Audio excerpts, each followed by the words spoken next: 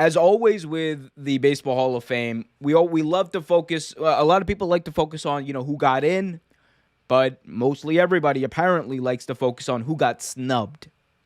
And once again, we saw that Barry Bonds and Rodger Clemens did not get into the Baseball Hall of Fame. They were denied their entry into Cooperstown. This is after years of a lot of fans lobbying for them to get in. Barry Bonds, of course, holds the all-time home run record. And a lot of people say there's really no reason for them not to be in other than the fact that they most definitely used steroids at the height of their careers, which is true. Barry Bonds and Rodger Clemens almost undoubtedly used steroids. And it was in a time, yes, you can say, where a lot of people, almost everybody, was using steroids. Everybody except for maybe Ken Griffey, but we'll get into that at some point later. And you have a lot of people out there who are saying that it's over. We need to stop this talk about, it was cheating, blah, blah, blah. Barry Bonds and Rodger Clemens and other players need to get in regardless of the fact that they were using steroids. And I have shifted my argument on this. I've shifted my view, I should say, on this a little bit. Because here's my view. And you can probably tell by the graphic to my right what I'm about to say. My view is this. Okay, Barry Bonds and Rodger Clemens come in. Okay. 100% then. Undoubtedly, Pete Rose needs to get into the Hall of Fame. If Barry Bonds and Rodger Clemens, who cheated and the outcome of their cheating actually affected their play and games that they played in, if they're allowed to get in, all right, cool. Then Pete Rose should get in way before those guys do. There should be a year difference. Like, I'm so serious about this. If they decide, all right, they're eligible, blah, blah, blah, they can get in, Pete Rose needs to get in first. Because Pete Rose, like, say what you want. I know there's a lot of weird people. They'll say that Barry Bonds and Rodger Clemens should get in, but Pete Rose shouldn't. And that pisses me off because it's not logical in the slightest. Because on one hand, you got Pete Rose, who, yes, he gambled. He was an addict. He's been open about this. But he wasn't a cheater. He was banned from the game for gambling on baseball games. We know this. This is true. He's talked about it.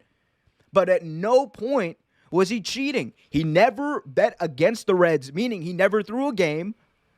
During his time as a manager, he never bet against his own team either. He never did any of that kind of stuff that affected the direct outcome of the game. Yet people out there want to defend Barry Bonds and Rodger Clemens because it was just part of the game. Oh, but it was just part of the game.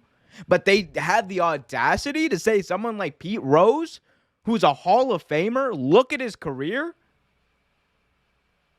They have the audacity to say that Pete Rose shouldn't get in. Even though he never cheated, he was banned because he had an addiction problem because he was gambling. I understand. What Pete Rose did was 100% against the spirit of the game. 100%. Exactly. But what Barry Bonds and Rodger Clemens did literally affected the outcome of games. You morons. You morons. How dare you? I cannot believe, and there's a Twitter thread out there that actually motivated this entire segment because there are actually some idiots out there who believe that putting steroids in your body, getting stronger, staying stronger at a very higher age, and being strong enough to swing that bat even harder than you should be, they think that somehow that is significantly less egregious than just betting on games that you couldn't affect the outcome of. I want to make this clear. He never bet against his own team, meaning he either wasn't betting on his team or on his team at all, or he was betting on other teams. Or even, there's a third option. Thirdly, the dude was actually dumb enough to bet on his team every time.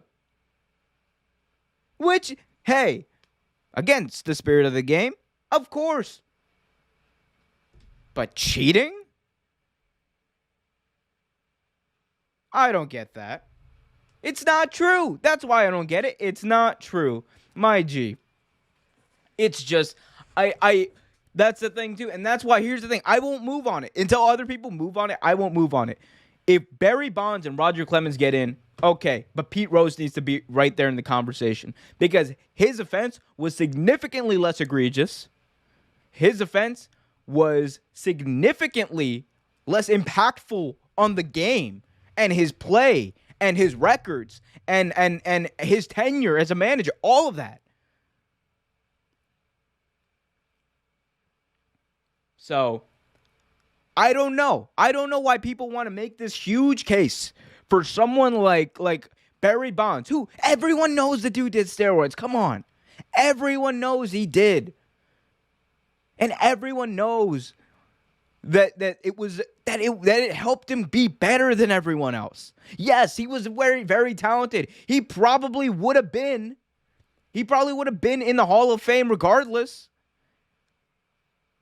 But the fact that he actually put a substance in his body that affected the way the game was played, that's something you can't take back.